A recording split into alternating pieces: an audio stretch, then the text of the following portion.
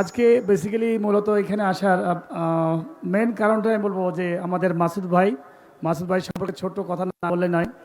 আমি মূলত এই খেলা তো উপভোগ করবই, সাথে ছোট্ট কয়েকটা বলি। আমরা রাত্রে কিন্তু অনেক সময় আমি খেলাধুলার মানুষ, রাত্রে মাঝে মাঝে খেলার পরে যখন বাসায় আসি এবং একটু ফেসবুক ইউটিউব ফলো করি, তো মাসুদ ভাইয়ের এমন এমন কথা, এমন এমন বক্তব্যগুলো শুনি, তো মনে হয় যে আমি ঠিক যৌবনকালে চলে গেছি এবং ঠিক ওই রকমই মনে হয় গা শিহরিত হয়।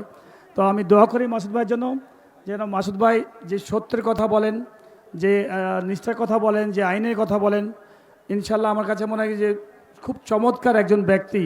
এবং আমি মনে করি যে আপনার এই বাউফল, আমার মনে হয় মাসুদ ভাই কিন্তু গোটা বাংলাদেশের মাসুদ ভাই, শুধু বাউফলের না, আমার মনে হয় পুরো বাংলাদেশের মানুষ তাকে এখন ফলো করে। তো সবার কাছে অনেক অনেক দোয়া রইল। আমি বলবো যে মাসুদ ভাইয়ের জন্য দোয়া করবেন, মাসুদ ভাই যেন বাউফল এবং এদের জন্য ভালো কিছু করতে পারেন। এবং আজকের এই প্রীতি ফুটবল ম্যাচে আমাকে এখানে দাওয়াত দেওয়ার জন্য সবাইকে, আমার এই বিশেষ করে উন্নয়ন ফোরাম কমিটির প্রত্যেককে আমার পক্ষ থেকে অনেক অনেক ধন্যবাদ। আমি মনে করি গতকালকে আমি আসছিলাম এই বরিশালেই, আসলে খুব বেশি সুযোগ হয় নাই পুরা বৃহত্তর বরিশাল দেখার।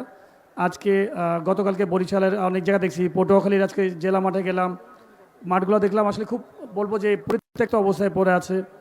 তো আমি আশা করি যে আমাদের এই মাসুদ ভাইদের মতো মানুষ যারা যদি সামনে আসেন, ইনশাল্লাহ আমরা সকলে মিলে একসাথে আমরা চাইবো যে খেলাধুলার মাঠগুলোর উন্নয়ন করা, পরিবেশ তৈরি করা, যুব সমাজকে মাদক থেকে মুক্ত করে যেন খেলার মাঠে নিয়ে আসতে পারি।